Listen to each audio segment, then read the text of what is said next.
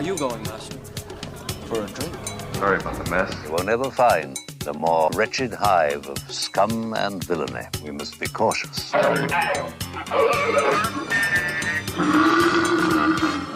you doing, Billy Dee? I'm okay. How you doing today? Great. It's a pleasure. Welcome to Chicago. What brings you here? Well, I'm doing a show called Shacking Up, which is going to be, we're playing tonight, Saturday, 2 shows Saturday. I was just told that we're not playing Sunday, but so we'll be playing it through Saturday. Shirley Murdoch, Lenny Williams, Elise Neal, Devin Warren, and a host of other wonderful performers in the show. What's it about? Is it a comedy? Well, it's got comedy, it's got music, it's got melodrama, and but it sort of talks about these people's lives from an affluent point of view to the disenfranchised. But it's about love. It's about people coming together, against the odds. Is this a touring show? Yeah, it's a touring show. And yeah. you're part of the tour, or is the Chicago? Yeah, we've been touring since the 30th of September. I see. So Shacking Up, we'll give all the information on how to follow the show. And it's at the Erie. It's at the Erie Crown Theater. Crown Theater, yeah. Yeah, and I'll put up information on the website about how to follow along, because we'll have people listening from all over the world to this actual show that we're recording right now. Oh, okay. I'd like to talk to you a little bit real quick about Night Shift on SoapNet that just wrapped up its first season. I really got sucked into that show, and I enjoyed it very much. So you enjoy those kind of shows then, huh? No. That's what's amazing about it. It is the power of a Billy Dee Williams that gets me to watch a show like that. Oh, well, that's very kind of you. Thank you. What's up with that character, the Jackal? She will be mine once she sees my prowess with a joystick. The words should go through your brain before they go through your mouth. Right. Sage advice. You know what? You got a real problem. What's his story? He's just a crazy, wild, interesting character, Other than that, beyond that, I don't know what else to say about it. But when you get a script on those shows, it's a totally different experience for me. You don't always know what's going to happen from week to week. So and he's a kind of I think he is also part of the daytime series General Hospital. So there's sort of his character was somehow moved into this night shift situation. And a few other characters from General Hospital are also part of the night shift situation. But as I said, from week to week, it's very hard to really know what's going on. And and then every week there's some new character pops up. Other than that, I don't know what to say about it. But the character they wrote this character in for me, and that's the reason why I ended up doing this whole nighttime shift soap. And it's a great experience. I mean, it's as I said, it's really different. It's real quick. It moves very fast, but the character is a real interesting character. Well, it's over now, but anyway, one of the reasons why I wanted to do it is because I had an opportunity to do some singing. Yes. At the on the finale, I believe you did sing. Now, I'm not going to spoil it for those listening because, of course, the season finale just aired last night, and I don't want, if anyone hasn't seen it yet, to sort of spoil what happened to Toussaint. But his character did come full circle, it appears. Yeah, he evolves, and you suddenly really see who he really is.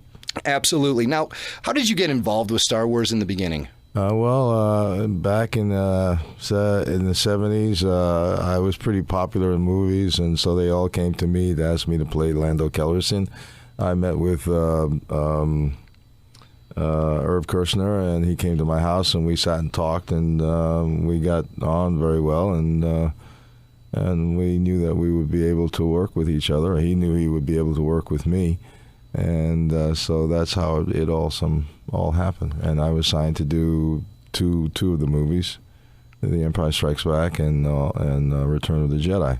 Yes, and which originally was called Revenge of the Jedi. This is true. Do you know if the role of Lando was written specifically for you?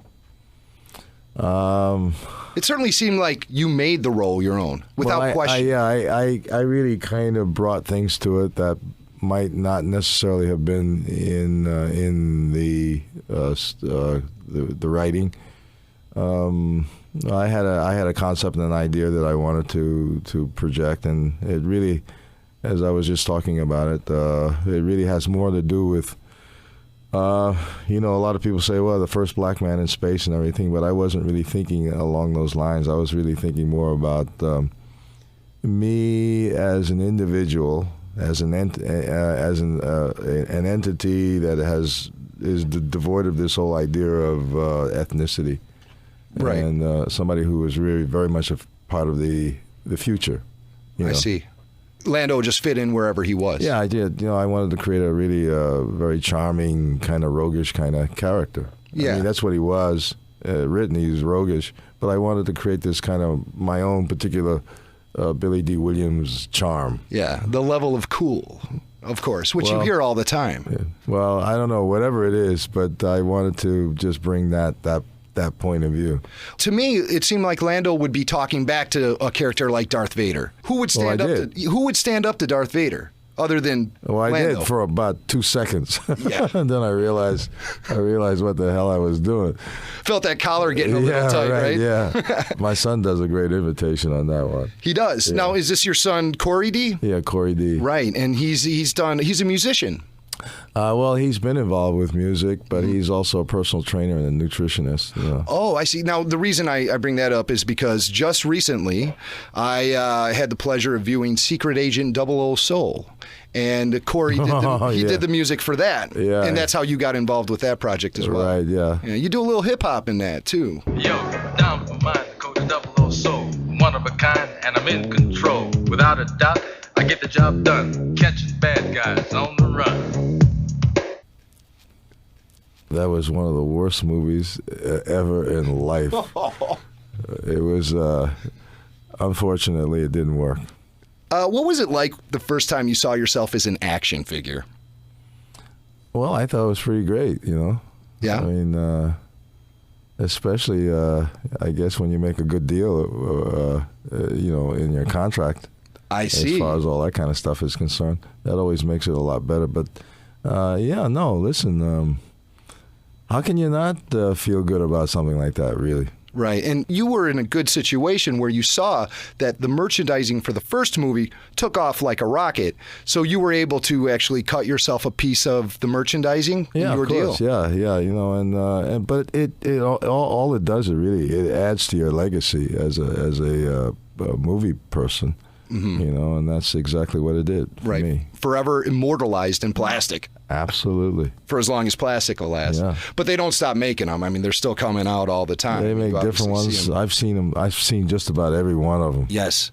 Do you maintain a collection of Lando Calrissian memorabilia? Well, I have the T-shirts, and I have the Blue Harvest cap, and I think a few other things that I have sort of stored away. Yeah. What's the oddest piece of Lando merchandise you've ever seen with your likeness on it? Well, I talked George Lucas out of giving me, he gave me an Ewok head. Really? Yeah, so Wow. I still have that, yeah. Now, that's in your collection. Mm-hmm. Now, the stuff that was produced for public consumption, I mean, there's got to be Lando Calrissian slippers and toothbrushes and hair combs. What's the oddest thing you've ever seen for sale featuring your likeness? I don't know. It's hard to say, really. Right. It's all a blur to you. Yeah, it must be. You just said exactly what I was just going to say. It's a blur to me. Let's talk about Empire Strikes Back. What was it like working with Herman Kirchner? Oh, great. He's really an extraordinary human being as far as I'm concerned. And I was very proud and very happy to have had that experience with him. Mm-hmm. Empire for me was the best of the three. Most people do agree with you, as you know. Production wise, the script wise, everything seemed to work. Can you pinpoint a difference from working with Kirchner on Empire Strikes Back and Richard Marquand on Return of the Jedi?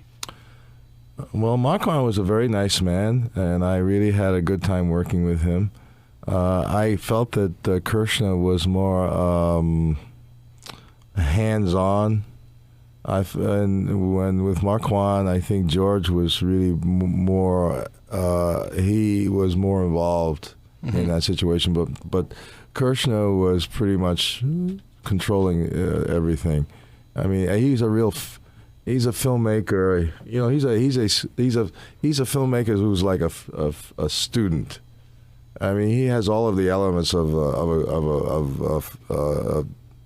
he's the student, teacher, filmmaker. He has a whole approach to film that.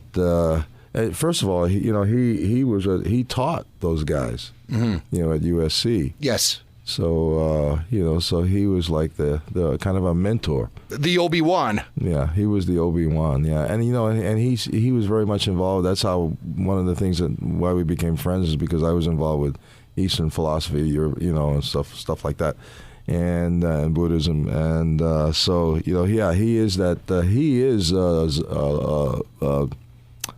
what do you call it? Zodiac, the Zen? No. What's the little character? Yoda. Yoda. He is the Yoda. Yeah, he's Yoda. Wow. He's Yoda and Obi-Wan all rolled up. In fact, the last time I saw him, I said that to him. You know something? You are Yoda. You are Yoda. Where was that? Out in Los Angeles for Celebration 4? We were doing one of those conventions together, and I think it was in London. I think it was in London, yeah. Celebration Europe this past summer. Yeah. And I just we were sitting there and he was talking and I was asking, I didn't want anybody to ask me questions. I just wanted to ask because I think he's such an interesting individual that I just found myself asking all kinds of things. And as I sat there, I said to my God, he is Yoda. He's actually the tall version. Yeah, and he's actually, the older we all get, we all sort of start looking like Yoda, I think. And but there's something in his spirit you see it in Yoda. Yes, you see a lot of him in his spirit. Mm-hmm. And you guys dig on that sort of thing when you talk about Eastern philosophies and things like that. Do you still maintain a relationship with Kirsch or anyone from Star Wars? Well, I just whenever I see these people, I mean, it's always been wonderful, amicable, cordial, and very lovely. Now, we talk about working with humans. What was it like working with a puppet? Well, I've worked with puppets before, so I mean, it's always fun.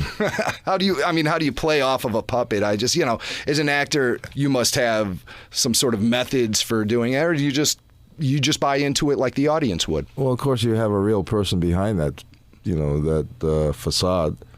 Or underneath the table. Or underneath the table. So, and they come alive. I mean, they literally come alive, Yes. I just saw a guy on Comedy Central, this guy who's a ventriloquist. Yes. I forget the guy's name. He's amazing. Really? And when you have somebody who can do that kind of stuff and bring those things, literally look as though they have life. Yeah. It's incredible to me to see how you would react to objects like that or the blue screen technology and how you're able to really you just make the adjustment. I mean, it's like anything else. You just you know what you have to deal with, and you just make the necessary adjustments. When children approach you and there's the, wow, it's Lando Calrissian factor, how does that make you feel? Well, when I used to pick my daughter up from school, I mean, they all accused me of betraying Han Solo, and I'd be out in the middle of a schoolyard, talking, justifying Lando's life, which became pretty amusing. Or I'd go on an airplane and I'd have an airline stewardess say to me, you've betrayed Han Solo, and I'd have to explain the whole thing to them. So it became a lot of fun. It was just fun for me. You explain your side of the story to them, though. You just don't say, "Yeah, I did it." Well, I think it's very interesting. I just find that how myopic people can be about their vision of things. They don't really probe the whole experience a lot of times. They just see somebody going up against some favorite character, one character going up against a favorite character. Yeah. But Lando, he did fall into that gray area. Yeah. Where he redeemed himself in the end. Yeah, but I mean, here I go. I'm explaining Lando again. Lando was it was a situation where he had these friends end up in his particular domain, and right behind them is Darth Vader. And he's trying to figure out how to hold on to his situation, but he ends up losing his situation. But he also is trying to figure out how to prevent the complete demise of his friend. This is true. So he had to devise some, scheme. What about the rumors that Lando Calrissian was to die at the end of Return of the Jedi? Well, I've heard that, and I don't really remember too much about that. If that, I don't remember any discussion about that. Right. I just knew that I was signed to do 2 movies, and I knew that the direction he was going to take from that point. Does it amaze you that Star Wars continues now with the 30th anniversary and it doesn't show any signs of slowing down? It's certainly a phenomenon, and it's going to continue to be a phenomenon. It's one of those things that happens in our experiences. Right. 30,000 plus in Los Angeles to go to Celebration 4, and this is in a year with no movies to promote. How did you enjoy that experience? Well, what? Being in Los Angeles for that convention. Oh, it was fine. It was enjoyable. But I've done a few of those, so it's fun. Yeah. But I mean, it's like one of those things. When George came along, there was Scorsese, there was Coppola, there was Spielberg. There were all of these young guys who came along, and they sort of changed movie making. Mm-hmm. And I think they were part of a big moment. Timing is really a very important factor, in everything in our experiences. So I think when George came along, he came along with a point of view that changed everything. It established something new, brand new, mm-hmm. and everybody started sort of imitating him from that point on. So, why things happen the way they happen is sometimes very difficult to talk about or express. I mean, they just, it's like, I think probably I don't know, I'm not saying everybody, it's the same thing for everybody, but I think for a lot of people, it's like certain things are meant to, or everything is, there are things that are meant to be, it seems to me. Mm-hmm. It was meant for me to be, to emerge in the way I emerged. As an actor? As an actor, and to make the kind of impact that I've made as a African American, I hate that expression, but I'll use it anyway. Right. Actor in the United States of America. I mean, I created something that was never happened before. A romantic figure on the screen that you've never seen a guy my particular color and hue and all that sort of stuff suddenly emerge in that way. And did you find that it was difficult to break through, or you just came out and did it, and people accepted you for? The only reason why it happened was because Berry Gordy happened to in my life. He decided to. Here was a man who was involved in music, but decided to make movies, and all of a sudden I found myself in a movie that he produces and finances, or partially financed.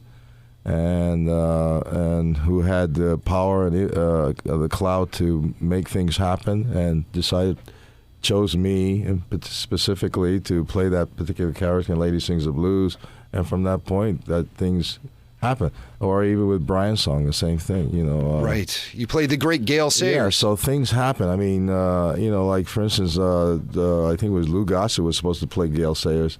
And he was playing basketball on a weekend, and he busted his tendon in his Achilles heel. So they were left without a Gale Sayers. So they called me in, and I don't even know if they were really thinking about me, but it was like a last-minute kind of thing. And called me in, and I was just breaking up from my second wife, and I was real unhappy about that. So when I went in to read for the character, all of that pain that I was feeling in that moment went right into the reading in the audition, and as a result, I got the role, and actually, I'm physically I'm much more like, although I'm better looking than Gale, but physically we're much more alike, and I think our temperament is much more the same. I mean, I really understood Gale. We never even spent a lot of time talking.